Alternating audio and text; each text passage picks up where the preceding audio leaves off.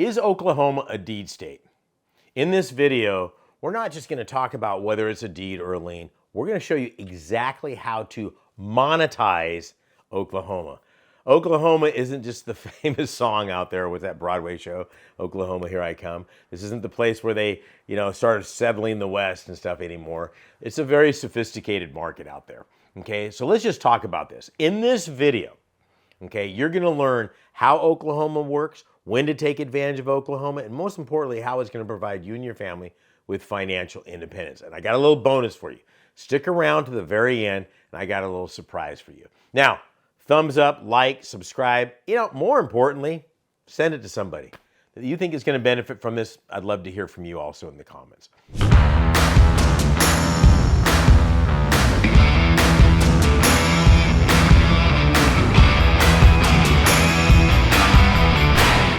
So let's talk about Oklahoma. Oklahoma, is it a deed or a lien state? It is a deed state. Now, what does that mean? What's the difference between a lien and a deed state for you newbies out there? Okay, there's tax liens and there's tax deeds. They're both kind of the two different sides of the same coin. A tax lien is what happens to a property when a property has failed to pay the property taxes after 1 year. So after 1 year, the county can offer a lien on the property. Usually that's going to be a 3 or 4 year redemption period. If they don't redeem to the county, you can foreclose on the property. Whereas, other side of the coin, a deed has already been delinquent on property taxes for 3, 4, or even 5 years. At that point, the county says, hey, enough's enough. We're going to go ahead and sell this property for the back taxes. There is no redemption period. You own it right then and there. Okay? That's the difference. So in Oklahoma, it's the latter. It is a deed state. So the second Monday, I do believe it is, of every single June, they have what they call deed sales. About 4 weeks prior to that deed sale, they're going to offer up a list. That list is going to have every single property in that county that fits the criteria by law that they can offer up for sale. Now understand, one of the things I want to talk about is you're not just buying somebody's property that just forgot for a couple of years. This is, 4 to 5 years of delinquent property taxes. I always get this. You're just preying on the disadvantaged and stuff like this. Please name another debt or liability that you can have and not pay any money on for 4 to 5 years and nothing happens. The state of Oklahoma, they have sent out all sorts of certifications on it, and that's anywhere in the country. If you forget to make your mortgage payment 30 days later, it's no good. By the way, being delinquent on your property taxes does not affect your credit, any of that stuff. So really, it's, by you and I putting up the money for the delinquent taxes, the county has the opportunity to provide for things like, number one, schools. Then you got police department, fire department, roads, libraries, hospitals, et cetera, et cetera. The county needs this money. It's the only place they get their money. Okay, so you're doing good while doing good at the same time. By you putting up the money to the county gets to continue to operate. You're buying the property owner, that's right, time. So they have time to go ahead and get their stuff in order. In Oklahoma, they've already had 4 or 5 years when the county says enough's enough. We've sent out notification after notification, bat signal, the whole 9 yards. So what happens is this. There is a bidding process, which means, let's just say the property is $250,000 and there's $10,000 in delinquent taxes, just making it up, okay? And I decide I like that property. We'll get over to the evaluation process in just a minute. And I say, I'll take it for $10,000. And somebody says, oh, I'll take it for $10,100. So it will go in increments of $100 until somebody says, no, I don't want to bid anymore. Who's ever becomes the highest bidder, hence premium bidding, becomes a successful bidder on the property. Now, this is really interesting. Let's say I bid it up to, $50,000 from the original $10,000 mark. That means that there is $40,000 in what is called, you might want to write this down, excess funds.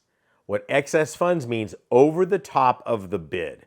So if the opening bid was $10,000, the county can't keep any excess funds over that. That would be a conflict of interest. This happens all over the country. They just need their property taxes plus any cost and penalties. After that, it's what's called excess funds. the former property owner can go down and apply for those. That's in another video, but I want to make that very clear. I still have to pay the county the full $50,000. Once I pay the $50,000, I become the successful bidder on that property. Now it's my opportunity to clear title on the property. Very important to understand the process there. Now, let's just talk about the process going through this, okay? When the list comes out, there's several things that I want to do. Number one, I want to figure out which properties I want to pursue. Now, I'm going to back that up a little bit. When you're first getting started on this, I'd like you to research every single property that comes up on that list just to get the chomps, the bites in, the swings in, whatever the deal is. You got to get those reps in, okay? But when you're looking at it, if I see a list of like 22 properties on there, the first thing I want to identify is which one of those properties are what is called a single family residential property. That's a house that we live in. We all know what that is. Kind of easy to start with. You also want to identify commercial real estate, maybe worthless pieces of property. What would be a worthless piece of property? Maybe it's a property 10 feet wide and 100 yards long. Maybe it's a drainage ditch. It happens. Okay, if it's in the county and it's got a parcel number, it's going to have a tax code to it. So the county doesn't really differentiate on these things. So you want to make sure that you're buying an actual property. Now, let's say that we take this list of 22 and we narrow it down to, 15. Now we say, okay, I got to match that parcel number up with an address. I want to make sure just because the address, or they may have an address on that list, doesn't necessarily mean that it's the address, the physical address of the property. It could be the address of the property owner. So you want to say, okay, parcel ID number doesn't change, address could. I want to make sure those things match up. When they match up, now I start marking my map and saying, now which areas are my priorities? Which areas are fall in a higher income area? I want to find out also, what is the average price of a home in that particular area? Let's just say it's $250,000. So I know if I'm looking at a property that has a fair market value of $500,000, I'm in a nicer area. As opposed to, I'm looking at one that's $100,000, I'm probably in a pretty rough area, just to kind of know going in. It's just a rule of thumb, but it helps you out quite a bit. Now, once you've done all that, you've decided which properties you want to look at, you decided what the value is, you have to have boots on the ground. Somebody's got to drive by that property and take a look at it. It could be a real estate agent, it could be a family friend, whatever the case is. Boom, they take their cell phone, they snap a photo on that, and they're good to go. Send it to you. You want to make sure there's a physical structure there. Then you got to determine how much money, guesstimate, would it cost to get it back up to fair market value. You never know. So again, this isn't going to be something where somebody's handing you the keys and the address, say there's an open house on Wednesday. This property is going up for sale. You're not going to be able to look inside that.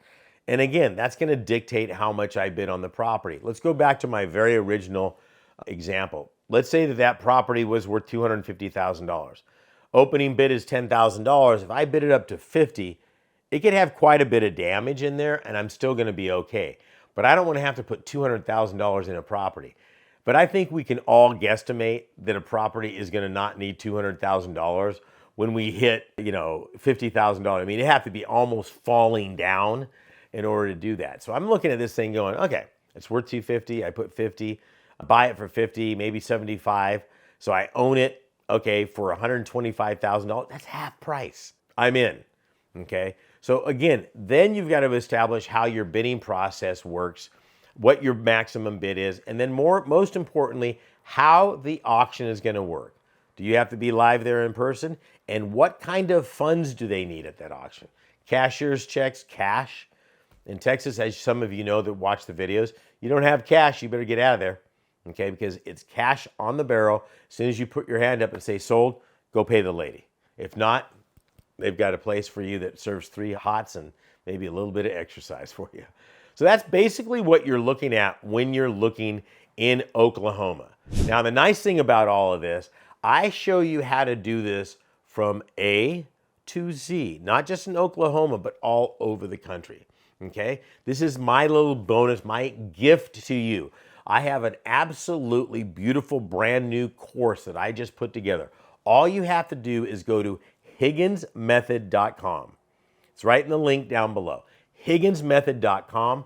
Click on the link below, follow the instructions, and as a gift to you, I will send you out an absolute A to Z on exactly how this works, not just in Oklahoma, but all over the country.